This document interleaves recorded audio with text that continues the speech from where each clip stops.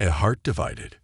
In the small town of Willowbrook, the sky was heavy with a gray haze that seemed to settle on everyone's heart.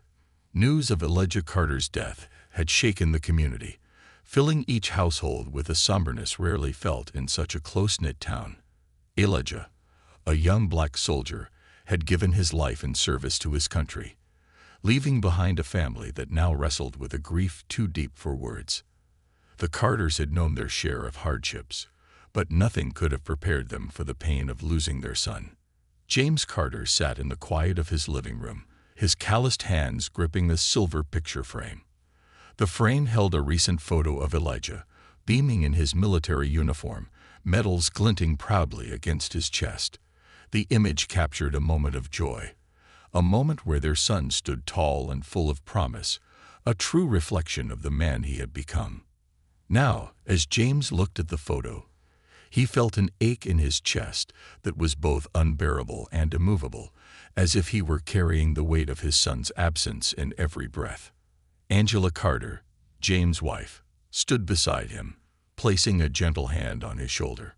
Her own grief mirrored his, but she found herself often bearing the brunt of James' sorrow too, trying to hold the family together in their darkest time. "I keep expecting him to walk through the door," James whispered, his voice barely audible. "To hear his laugh fill this room again." Angela squeezed his shoulder, fighting back her own tears. "Me too," she said, her voice a soft, fragile thread. "Me too." Down the hall, Maya, Elijah's younger sister, stood in her brother's bedroom doorway. She hadn't entered his room since the day they received the call from the military, informing them of his passing. Everything was just as he had left it, the bed neatly made, his football trophies proudly displayed, his model planes hanging from the ceiling. Maya's eyes fell on the stack of letters Elijah had written home during his deployment, each one tied together with a rubber band. She wanted to open them, to feel connected to her brother one last time, but the pain was still too raw. The steady stream of visitors bringing casseroles, flowers, and condolences had been a small comfort to the Carters. The town, though quietly divided by old prejudices, had largely rallied around them. People came to share memories of Elijah, to offer their support, and to show respect for a young man who had made the ultimate sacrifice. But there was one conspicuous absence among the visitors: Mrs. Eleanor Whittaker, their next-door neighbor. Mrs. Whittaker was a woman of firm convictions and rigid beliefs. She had lived in Willowbrook her entire life, and her views had not changed with time. From her living room window, she watched as cars lined the street, her lips pursed in disapproval. She muttered under her breath, adjusting the lace curtains, "A fuss they're making over that boy." Her words trailed off, but her expression said everything. Her prejudice was as deeply embedded as the roots of the town's oldest oak tree, and she saw no reason to hide it. Across the street, Tom and Sarah Mitchell, who lived 2 doors down, exchanged worried glances as they passed Mrs. Whittaker's house on their way to the Carters. Sarah, a kind-hearted woman, shook her head. "Did you hear what she said at the grocery store yesterday? She was talking about how all this for Elijah was too much. Said he was just doing his job, nothing special." Tom's jaw clenched, his gaze hardening. "Yes, and Betty from church told me she even complained about the flags being lowered. Called it excessive. Can you believe that? Elijah gave his life for this country, and she's talking about excessive." Sarah looked back at Mrs. Whittaker's house with a nervous glance. "I'm worried she'll cause trouble at the funeral. You know how she gets when she thinks she's on a crusade about something. The Carters don't need that right now." Inside the Carter home, James had moved to the dining room, where Elijah's dress uniform lay neatly spread out on the table. He was ironing each crease with meticulous care, his hand steady, but his heart heavy. As he ran the iron over the fabric, Angela quietly arranged a collection of photos nearby, each one a fragment of their son's life. She lingered over a picture of Elijah as a young boy, a wide grin stretching across his face as he held up a trophy from a local soccer game. "He was so proud when he first put this on," Angela said softly, looking at the uniform. James nodded, his throat tightening. "Our boy died a hero," he said, his voice barely holding back his emotion. "He deserves every honor they can give him." Just then, the doorbell rang. It was Reverend Hayes, a kind and respected figure in the community, there to discuss the arrangements for Elijah's funeral. He brought a sense of calm and compassion that the family desperately needed. As they sat down in the living room, Reverend Hayes spoke with gentle reassurance, guiding them through the details with sensitivity and grace.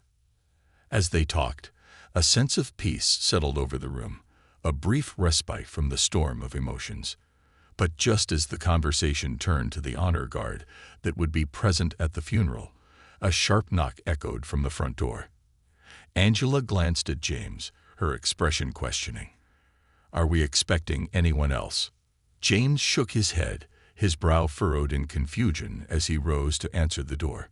Standing on the doorstep was none other than Mrs. Whittaker. She held herself with her usual stern demeanor, but there was something in her eyes that suggested a sense of urgency. "Good afternoon, James," she began, her voice as sharp as ever. "I think we need to have a word about this ceremony you're planning for your son." James felt a surge of anger rise in him, but he held it in check. "Mrs. Whittaker, now isn't the time," he said, keeping his voice steady. Mrs. Whittaker's face tightened. "I think it's very much the time. Don't you think all this pomp and circumstance is a bit excessive? He was just a soldier, after all." James's jaw clenched, his hands balling into fists. Angela stepped forward, her voice firm yet calm. "Elijah wasn't just a soldier, Mrs. Whittaker. He was our son. He was a man who fought for his country, who gave his life for people he didn't even know. That deserves honor, not judgment." Mrs. Whittaker's eyes narrowed, her mouth a thin line of disapproval. "I see. Well, don't expect everyone in this town to be as sentimental as you are about it."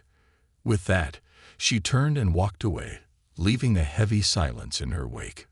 Reverend Hayes placed a comforting hand on James's shoulder. "Let her be, James. People like her, they're not going to change. But that doesn't mean we stoop to their level." James nodded, but the encounter left a bitterness that tainted the otherwise peaceful moment. He looked at Angela, who gave him a reassuring nod. They had more important things to focus on, honoring their son's memory, holding their family together, and finding a way to rise above the hatred that still simmered beneath the surface of their town. Little did they know that this encounter was only the beginning of a battle that would test the very fabric of their community, forcing them to confront old wounds and challenging each person to choose between prejudice and compassion, hate and honor. And in the end, the Carter family would find themselves at the center of a story that would change Willowbrook forever. The storm beneath the surface. The morning of Elijah's funeral dawned gray and cold, as if the weather itself sensed the solemnity of the occasion. The town was hushed, the usual morning chatter and bustle absent.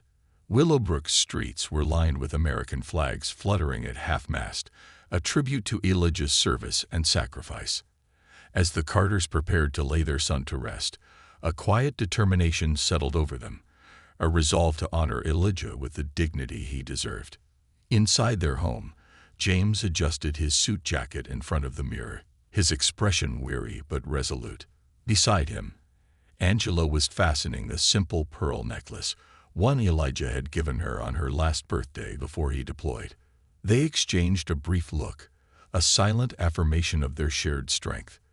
Today would be difficult, perhaps the hardest day of their lives, but they would face it together.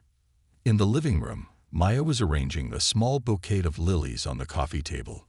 The flowers had been sent by one of Elijah's old friends from high school, a reminder of the impact he had made in his short life.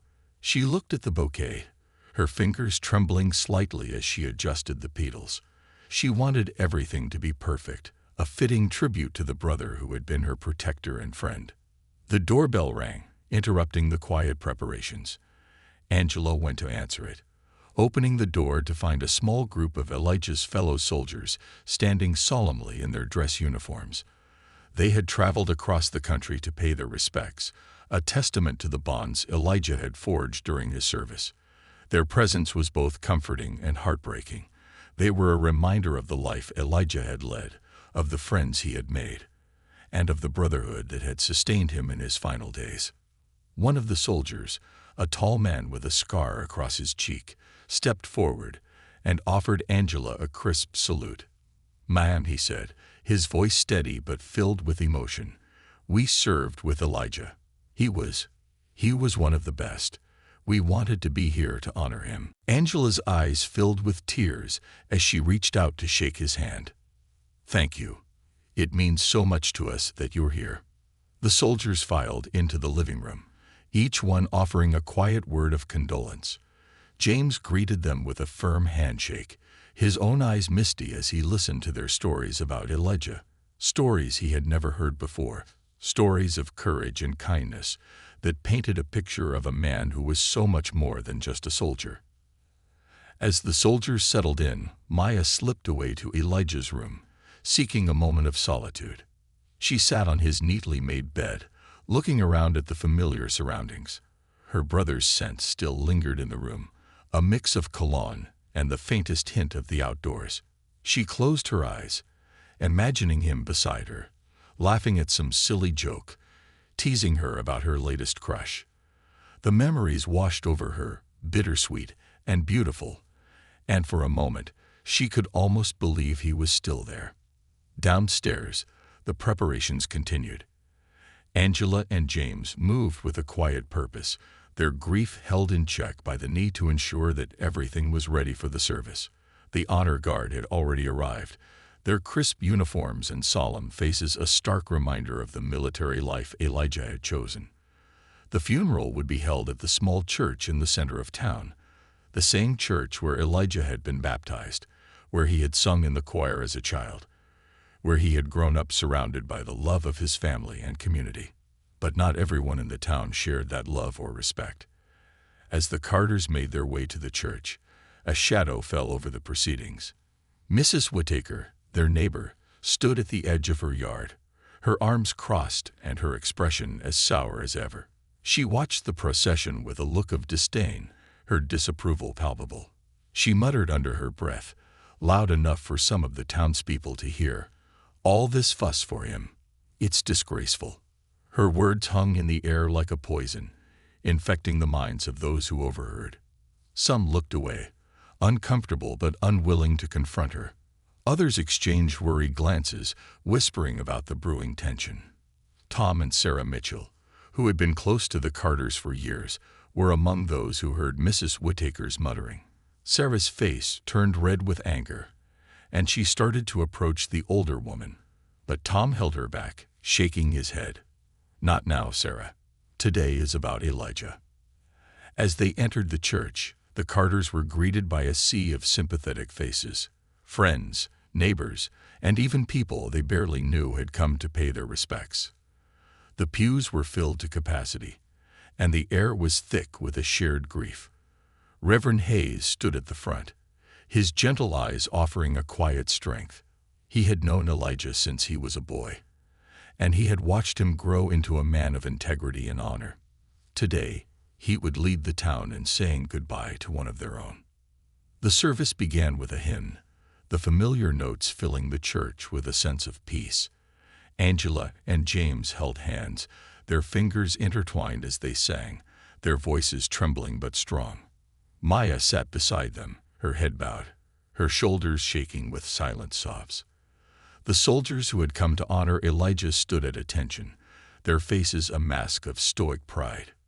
When it was time for the eulogy, Reverend Hayes stepped forward, his voice steady but filled with emotion. He spoke of Elijah's kindness, his bravery, and his unwavering sense of duty. He shared stories of Elijah's childhood, of his dreams and aspirations, of the man he had become. As he spoke, the congregation listened in silence, each person touched by the story of a young man who had given everything for his country. But outside the church, the storm was building. Mrs. Whittaker had refused to attend the service, choosing instead to linger near the entrance, muttering to anyone who would listen about her disapproval. Her voice grew louder, her words more cutting, as if she were determined to make her opinions known. Finally, one of the townspeople, a young woman named Carla who had gone to high school with Elijah, had enough. She turned to Mrs. Whittaker, her face flushed with anger. "How can you be so heartless?" she demanded. "Elijah was a hero. He gave his life for all of us, including you." Mrs. Whittaker's eyes narrowed, her mouth a thin line. "Hero? Is that what you think? He was just another soldier, nothing special. And all this, it's excessive." Carla shook her head, her expression one of disbelief. "You're wrong," she said quietly. "Elijah was special. He was brave, and he was kind, and he deserved better than this." Inside the church, the Carters were unaware of the confrontation unfolding outside. They were focused on honoring Elijah's memory, on saying their goodbyes with the dignity he deserved. But as the service drew to a close, the tension outside continued to simmer. As the congregation began to file out of the church, the honor guard prepared to perform the traditional military honors.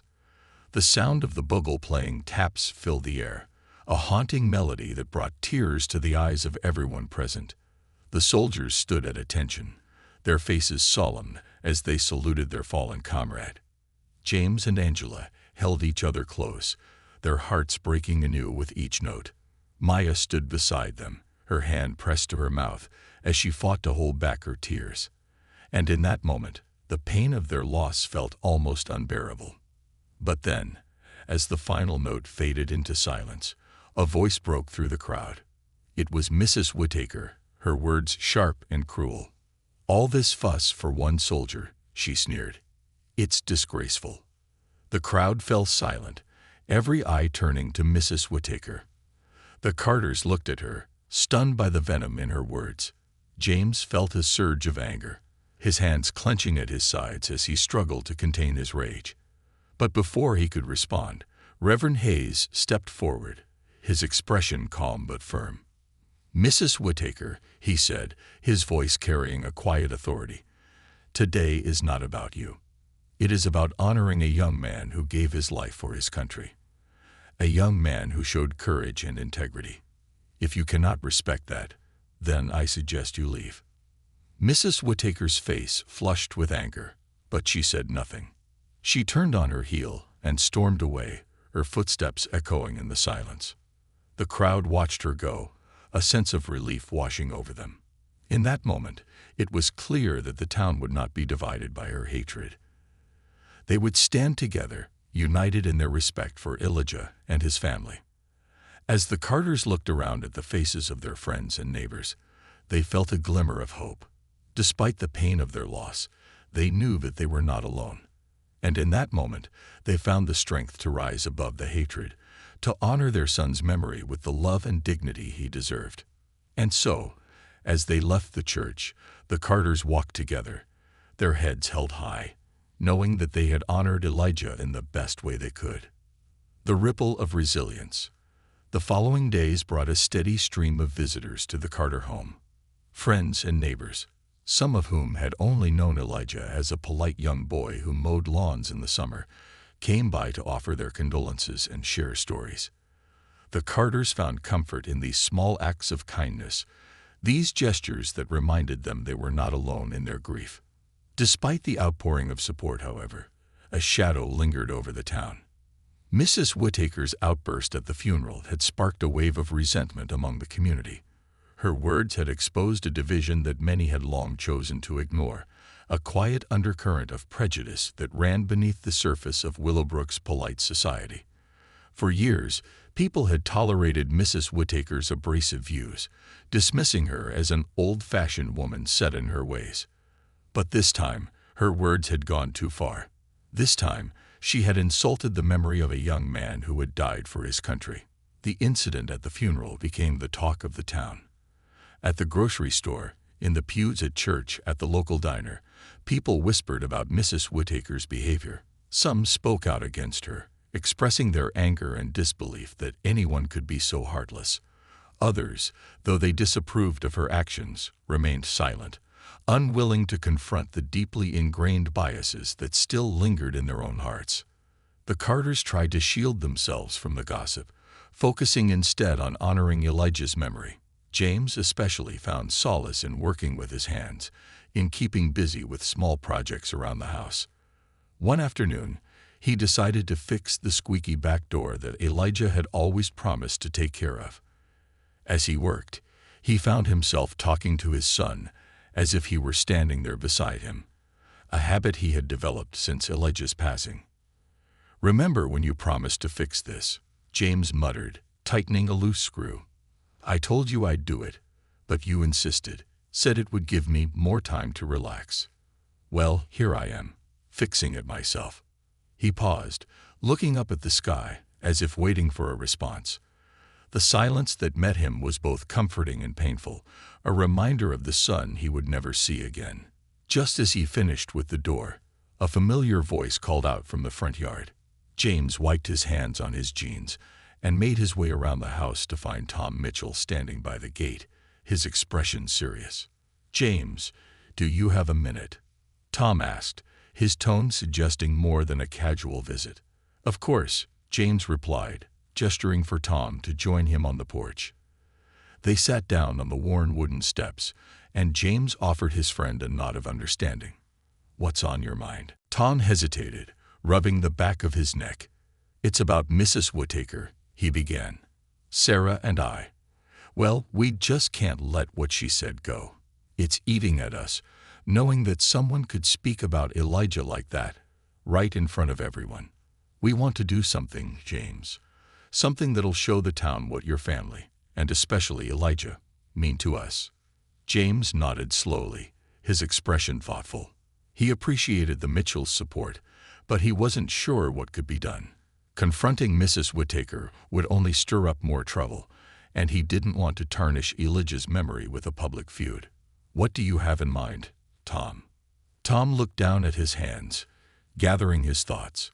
"I was thinking, maybe we could organize a community memorial in Elijah's honor. Something more permanent, you know. We could put up a plaque at the park, plant a tree, maybe even get a bench with his name on it. A place where people can come to remember him, to reflect on his service and sacrifice." James felt a lump rise in his throat at the idea. The thought of having a place dedicated to Elijah, a place where his memory could live on, filled him with a sense of peace. I think Elijah would have liked that," he said quietly, his voice thick with emotion. "He loved that park, spent so many hours there as a kid." Tom placed a comforting hand on James's shoulder. "Then it's settled. I'll talk to some folks around town, see if we can get the ball rolling. I think you'll find there are plenty of people who want to honor Elijah, to show that they stand with your family." Over the next few days, word of the memorial project spread through the town. People were eager to contribute, each person finding their own way to pay tribute to Elijah's life. Mrs. Davis, the elderly woman who ran the local bakery, offered to donate a portion of her profits to cover the cost of the bench. Elijah had once helped her carry groceries to her car on a rainy day, and she had never forgotten his kindness. Mr. Harris, who owned the hardware store, volunteered to help build the memorial, recalling how Elijah had spent his summers working there as a teenager, learning the trade and earning respect from everyone he met. Even the local high school got involved. Students who had once cheered Elijah on during his football games organized a fundraiser, selling bracelets and T-shirts bearing Elijah's name. The project brought the community together in a way that nothing else had.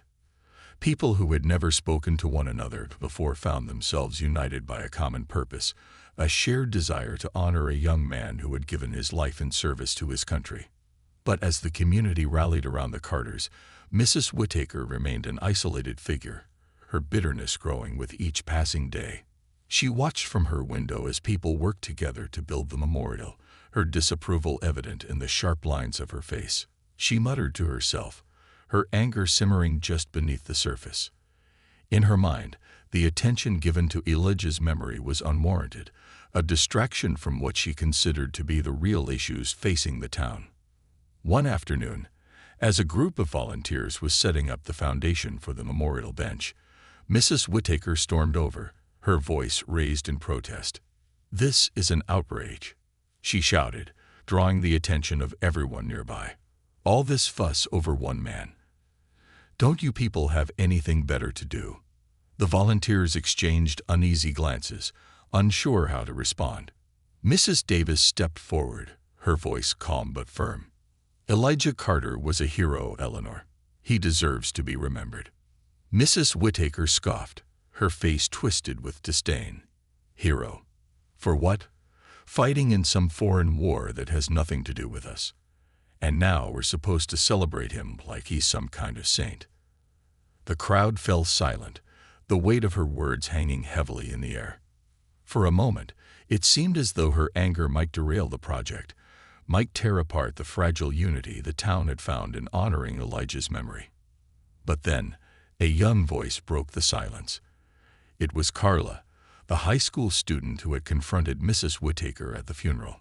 She stepped forward, her gaze steady, her voice filled with quiet conviction. "You don't have to understand it, Mrs. Whittaker. You don't have to agree.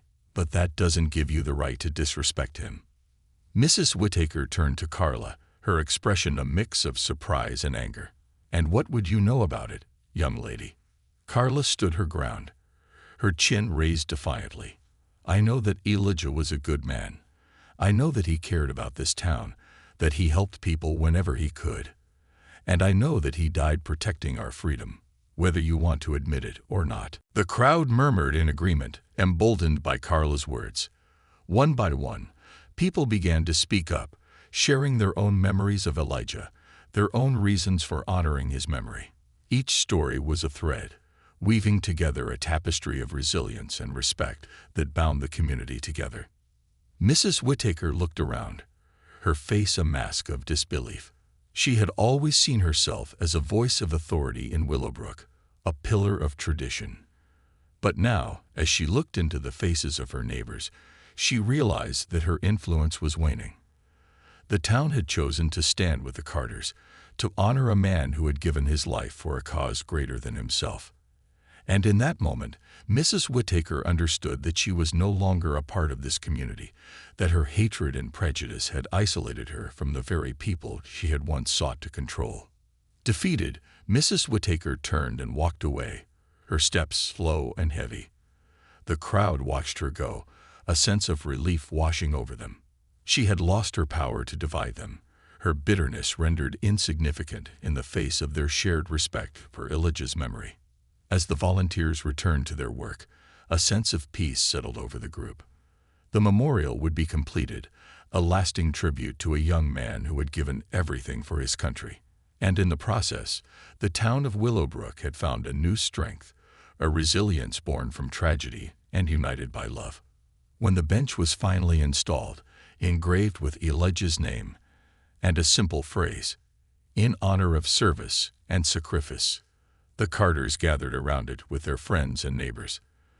They sat in silence for a moment, each person reflecting on what Elijah had meant to them. James placed a hand on the bench, his heart filled with both pride and sorrow. "He would have loved this," he whispered, a small smile breaking through his grief.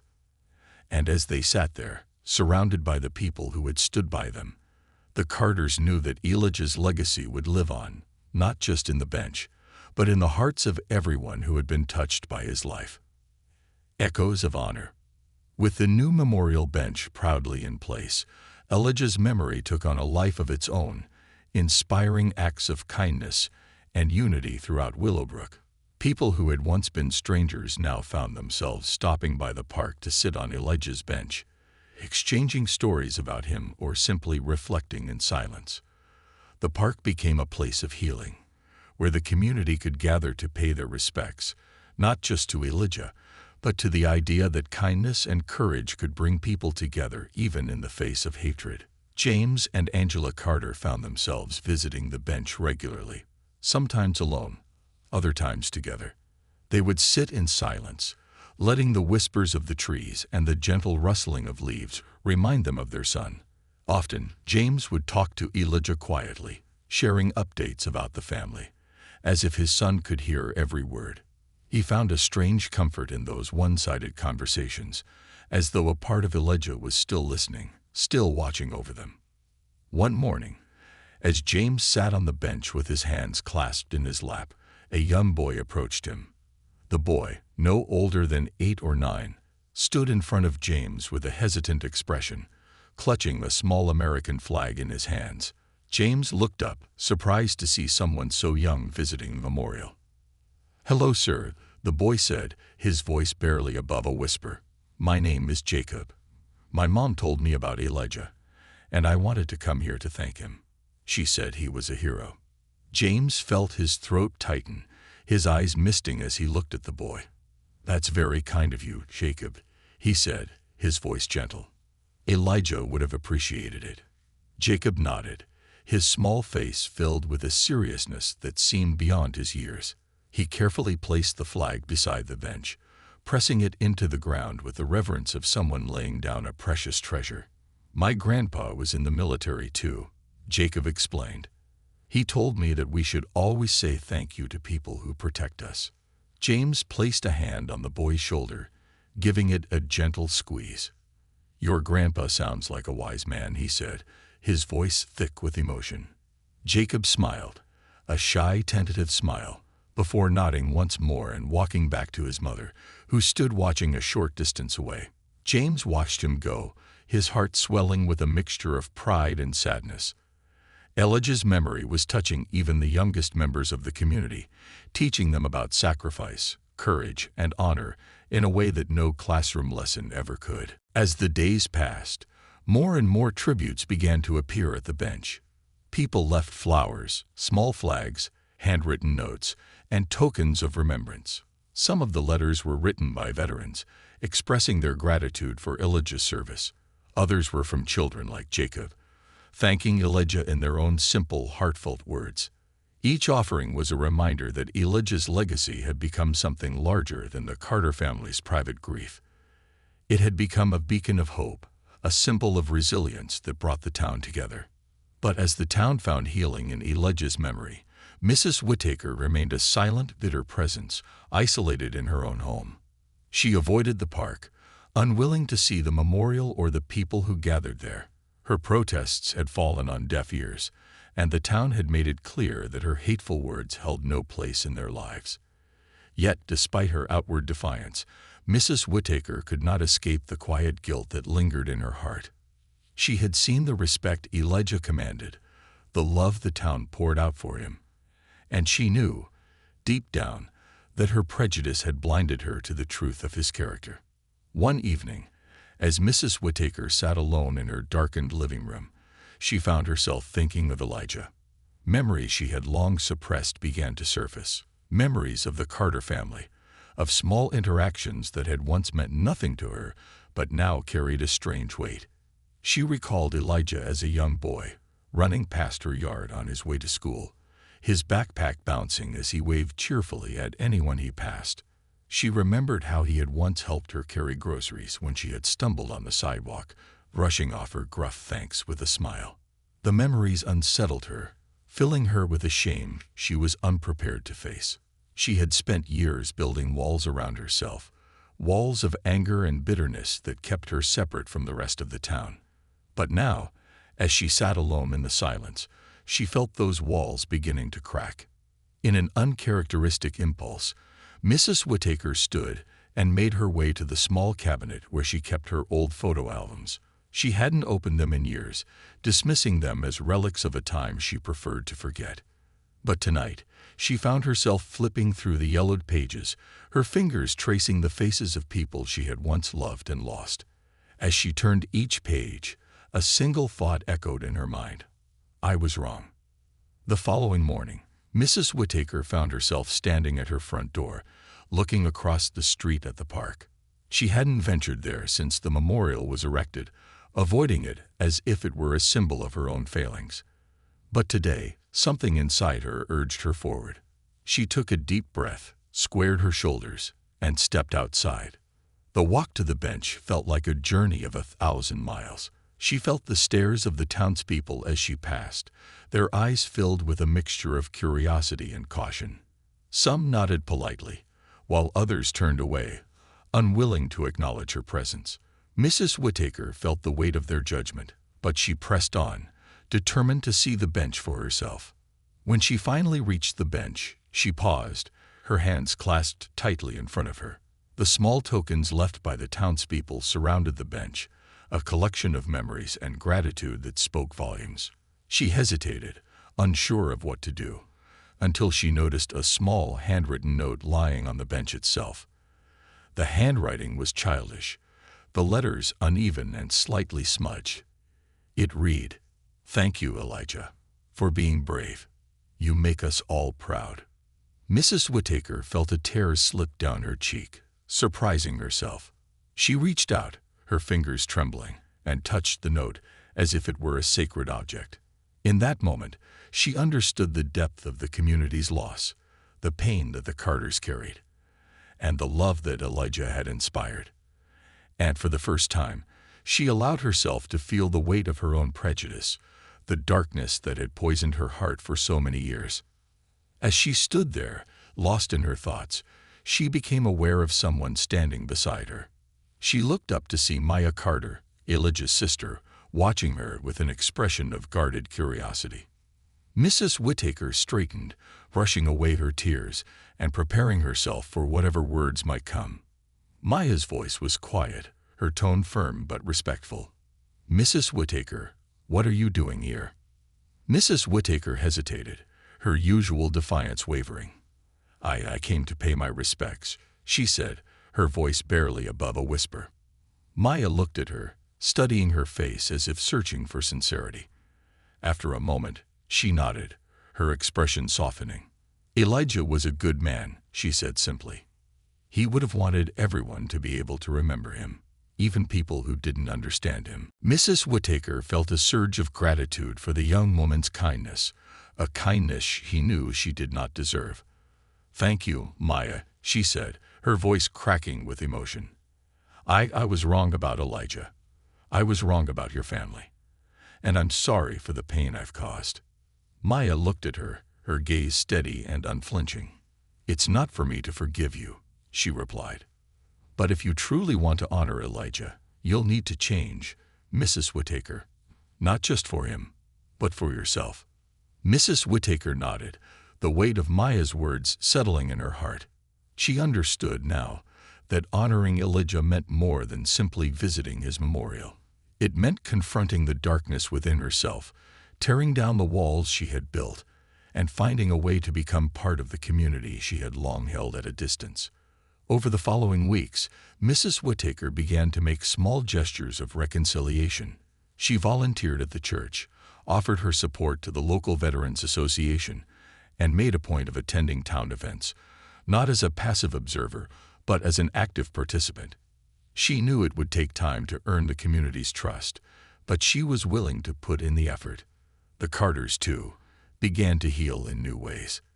They continued to visit the bench, finding solace in the knowledge that Elijah's memory had touched so many lives. They took comfort in the stories people shared, stories of how Elijah's courage and kindness had inspired them to be better, to treat others with more compassion and respect. One day, as the Carters sat on the bench together, James noticed Mrs. Whittaker approaching. She looked hesitant, as though she were unsure of her welcome. But James offered her a nod, a small gesture of acceptance, and she took a seat on the bench beside them. They sat in silence, united by a shared respect for Elijah's memory. And as the sun set over Willowbrook, casting a golden glow over the park, the Carters felt a new sense of peace. They knew that Elijah's legacy would live on, not only in the memorial bench, but in the hearts of everyone he had touched.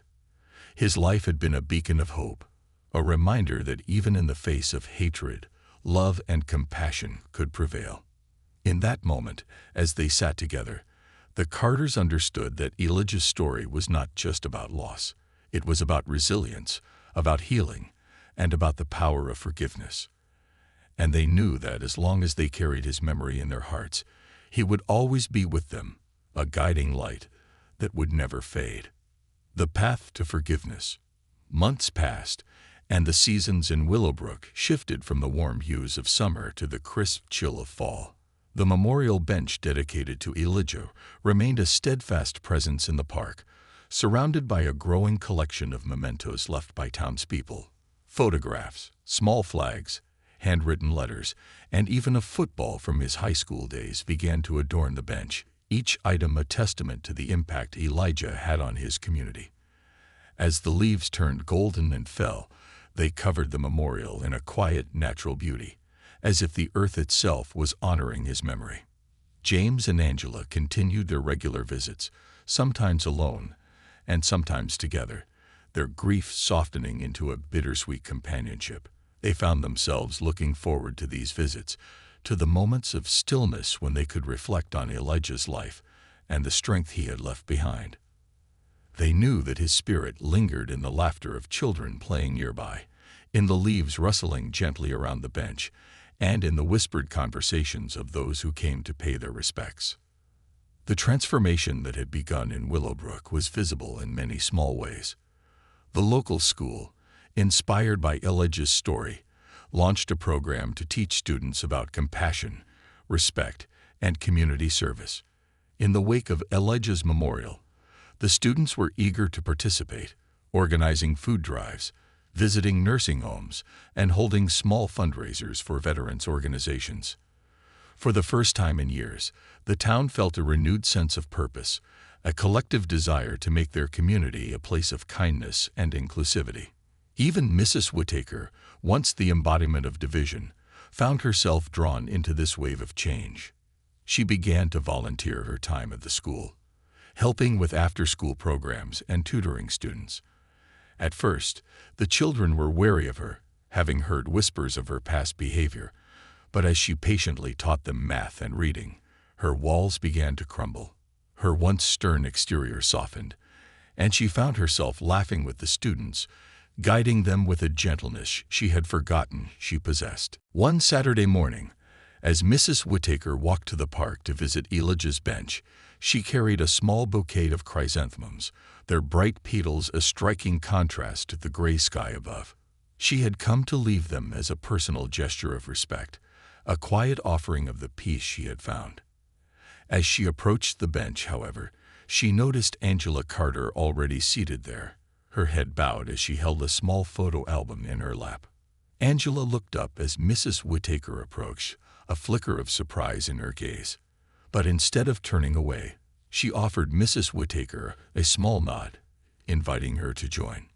Mrs. Whittaker hesitated, feeling the weight of her own past actions, but finally, she settled beside Angela, placing the chrysanthemums on the ground near the bench. For a moment, they sat in silence, the air thick with unspoken words. Angela's gaze remained on the photo album, her fingers brushing over the worn leather cover. She opened it carefully, revealing pages of memories. Elijah as a young boy, his grin wide and carefree. Elijah in his football uniform, raising a trophy above his head. Elijah in his military dress uniform, his face filled with a quiet pride. After a moment, Angela spoke, her voice soft but steady. "These are some of my favorite memories of Elijah," she said, her gaze distant. "He was always full of life, always looking for ways to help others. Even when he was little, he had this light about him." Mrs. Whittaker looked down at her hands, guilt gnawing at her heart.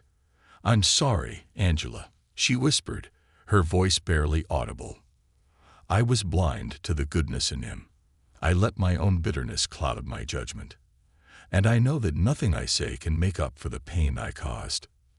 Angela turned to face her, her expression unreadable. She studied Mrs. Whittaker, her eyes filled with a mixture of sorrow and something else, a quiet strength. "I appreciate your words, Eleanor.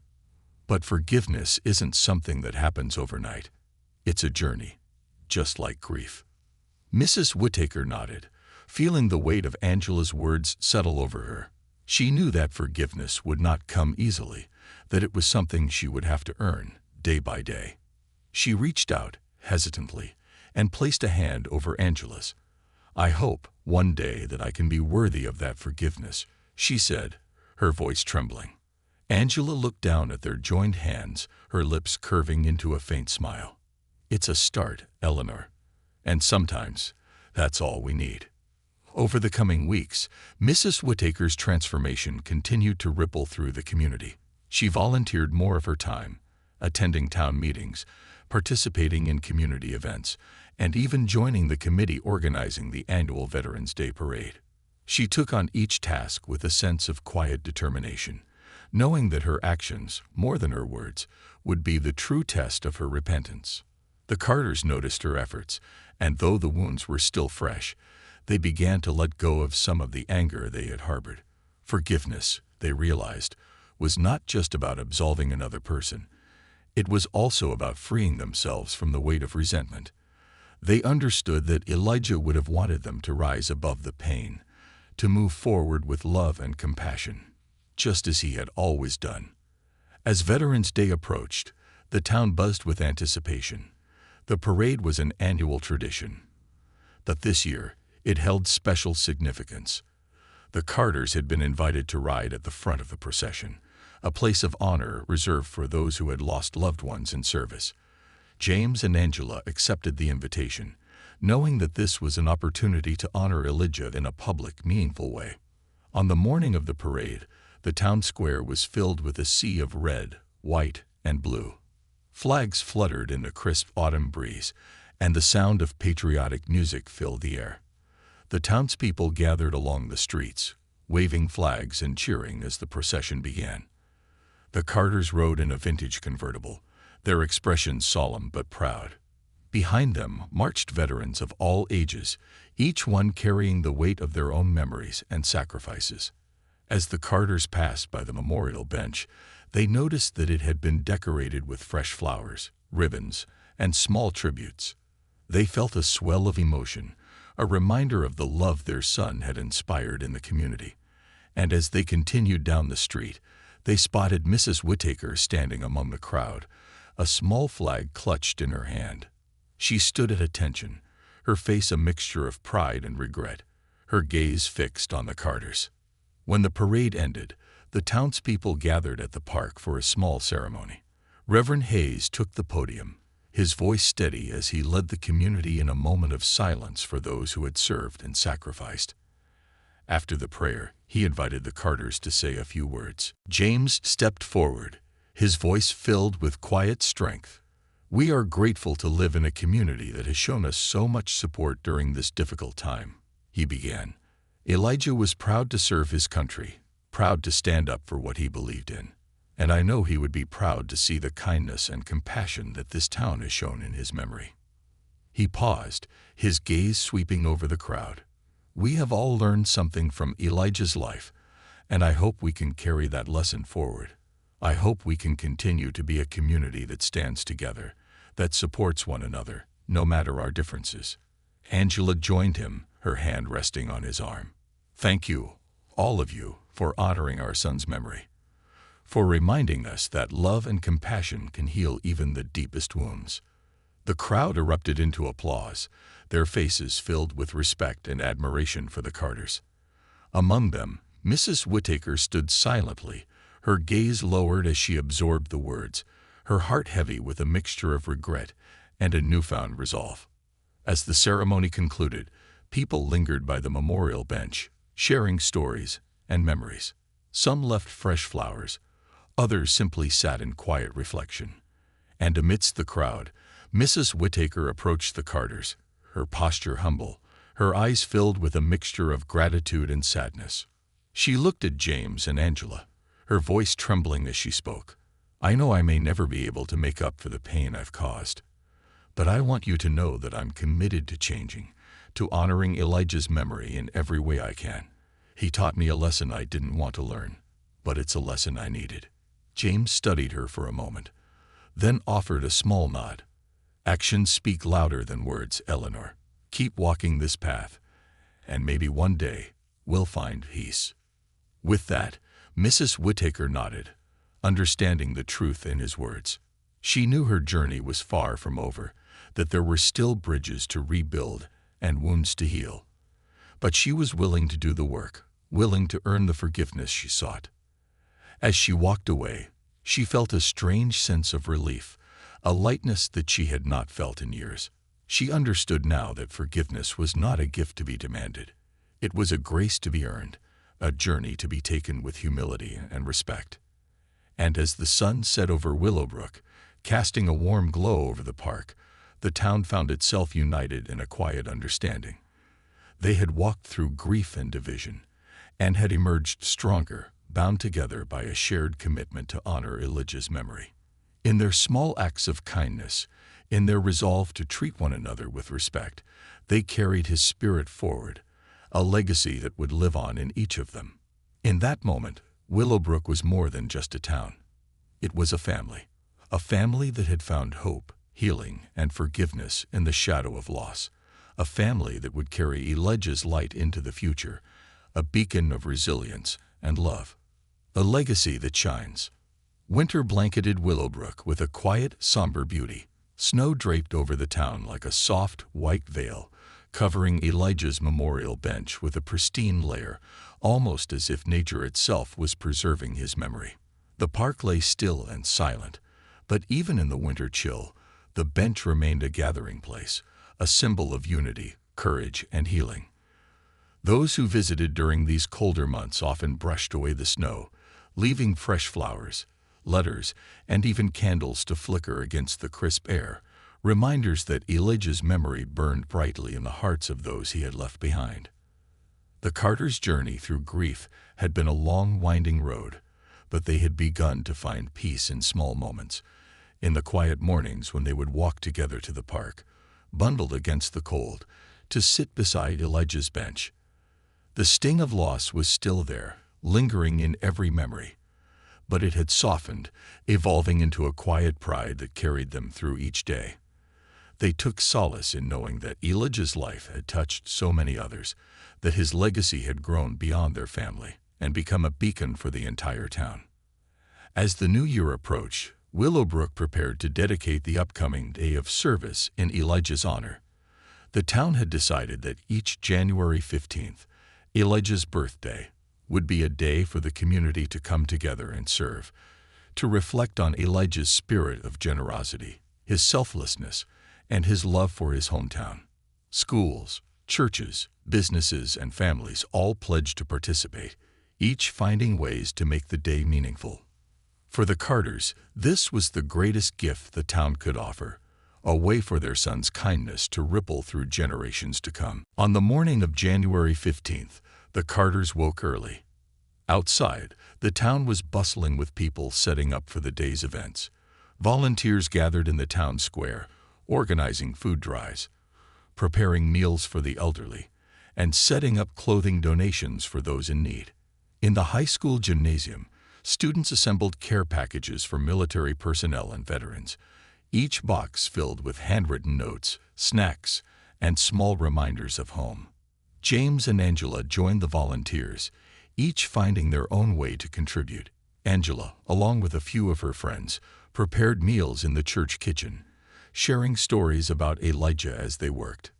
She smiled as she recounted memories of his childhood, his goofy sense of humor, and his boundless energy.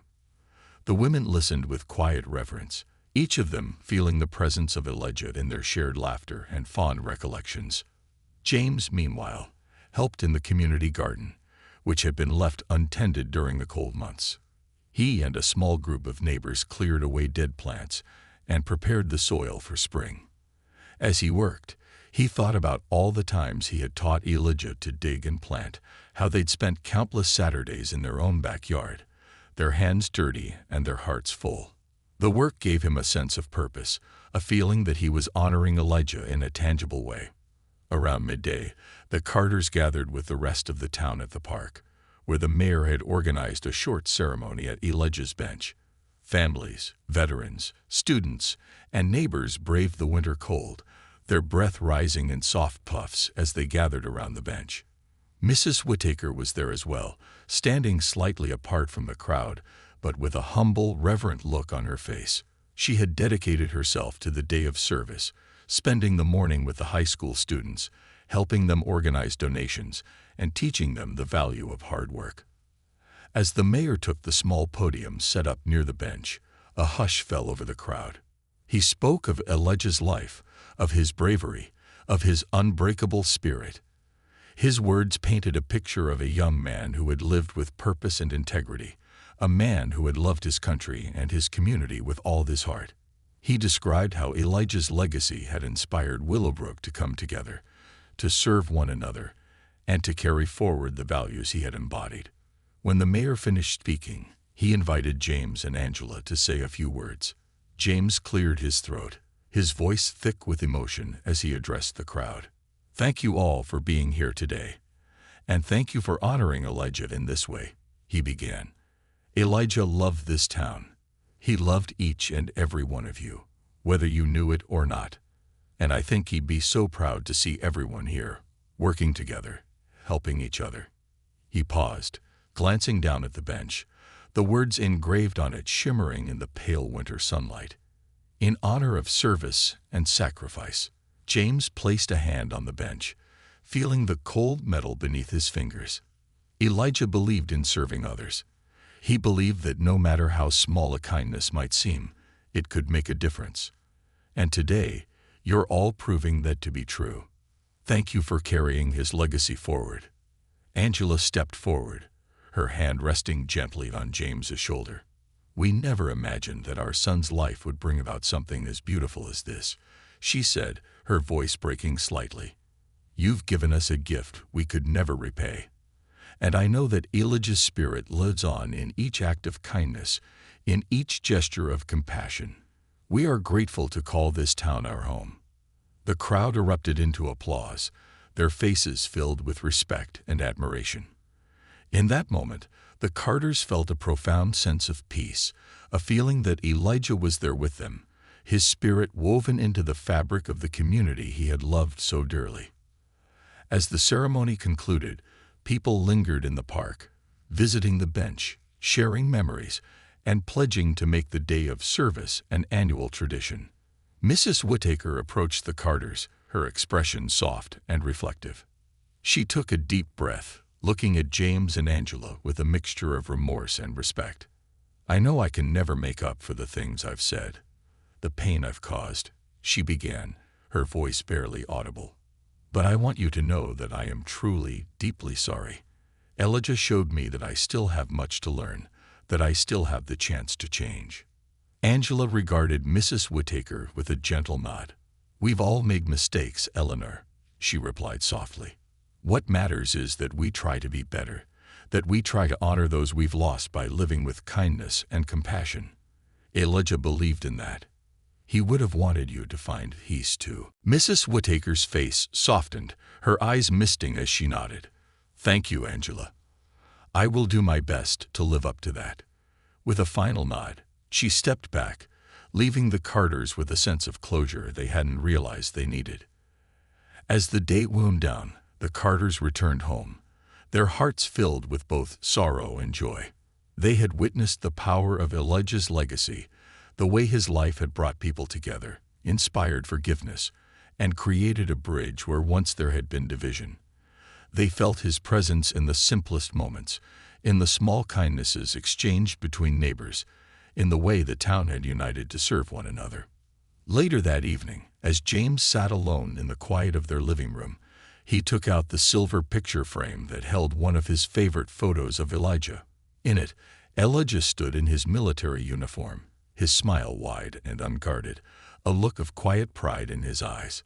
James felt a lump rise in his throat as he gazed at his son's face, memories flooding back in a rush of love and gratitude. "Thank you, son," he whispered, his voice thick with emotion. "Thank you for showing us how to be better, for giving us a reason to keep going, to keep believing in each other." Angela joined him, her hand resting gently on his shoulder. They sat together in the quiet, watching the flickering shadows cast by the fire, feeling Elijah's presence as if he were there with them. In their hearts, they knew that his legacy was not just in the bench or the day of service, but in the lives he had touched, in the unity he had inspired, in the forgiveness he had brought forth. And as winter gave way to spring, the town of Willowbrook continued to carry Elijah's light, each act of kindness a testament to his life, each gesture of compassion a reminder of his spirit. The community had been transformed, bound together by a love that transcended loss, by a commitment to honor a young man who had given them all a reason to hope. Elijah's legacy lived on, not only in the memories of those who knew him, but in the hearts of everyone who had been changed by his story, by the example he had set, by the love he had shared. In the end, his life had been a gift, a reminder that even in the darkest of times, kindness and compassion could light the way forward.